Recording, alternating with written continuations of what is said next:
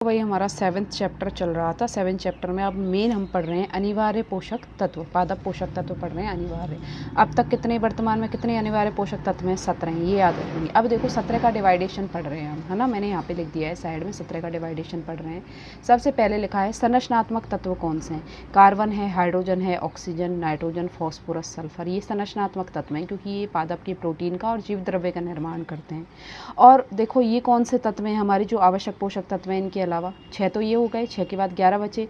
ये है potassium, calcium, magnesium, zinc, iron, copper, manganese, boron, molybdenum, chlorine, nickel, ये सारे आवश्यक तत्व हैं। 11 ये और 6 ये, तो टोटल 17 हो गए। तो देखो यही लिखा हुआ है carbon, hydrogen, oxygen, nitrogen, phosphorus, sulphur, यही वाले पादप के प्रोटीन और जीव द्रव्य की रचना करते हैं, इसलिए इन्हें कौन से तत्व कहते हैं? संरचनात्मक तत्व।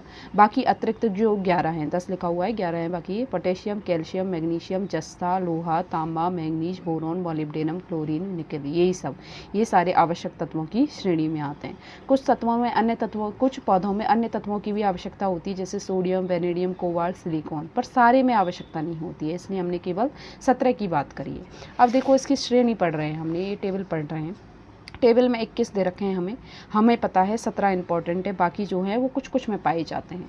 तो देखो हमने यहाँ लिखा हुआ है, 2 भागों में बांटे हुए हैं, बृहद पोषक तत्व और सूक्ष्म पोषक तत्व। बृहद पोषक तत्व वे पोषक तत्व हैं जो अधिक मात्रा में आवश्यक होते हैं, सूक्ष्म पोषक तत्व वे पोषक तत्व हैं जो कम मात्रा में आवश्यक होते हैं। तो बृहद पोषक तत्व में कौन कौन से हैं? सबसे पहले तो इनको ही उतार लो, carbon, hydrogen, oxygen, nitrogen, phosphorus और सल्फर। उसके बाद शुरू के तीन ये उतार लो। ये कौन कौन से हैं? पोटेशियम, कैल्शियम और मैंगनीज। तो ये हो गए टोटल 9। टोटल 9 क्या है? ये बृहद पोषक तत्व, संरचनात्मक तत्व और शुरू के ये 3, ये टोटल 9 मिलके क्या बना देते हैं? बृहद पोषक तत्व। बृहद पोषक तत्व में भी 2 भागों में कैटेगरी बांटी हुई है, मुख्य हैं, एक द्वितीयक हैं। मुख्य में कौन कौन से हैं? NPK, नाइट्रोजन, फॉस्फोरस और पोटेशियम। द्वितीय में कौन कौन से हैं? कैल्शियम, मैग्नीशियम और सल्फर। कैल्शियम, मैग्नीशियम, सल्फर को गंधक बोलते हैं। तो बृहद पोषक तत्व को याद करने की ट्रिक तो ये हो गई, संरचनात्मक तत्व और ये आवश्यक पोषक तत्व के शुरू के 3। अब बाकी की बात करें, शुरू के 3 आ गए भाई, 11 में से 3 गए तो कितने बचे? 9 बचे। तो बाकी के 9 कौन से हो जाएंगे? हमारे सूक्ष्म पोषक तत्व हो जाएंगे। लास्ट वाले जो 2-3 हैं वो इतने काम के नहीं हैं, बाकी जो 9 बचे हुए हैं वो क्या हो जाएंगे? सूक्ष्म पोषक तत्व। अब बात हो रही है लाभदायक पोषक तत्वों की। लाभदायक पोषक तत्वों का मतलब है कि सूक्ष्म मात्रा में यदि हम इनको डाल दें तो पौधों की वृद्धि को उत्तेजित कर देते हैं।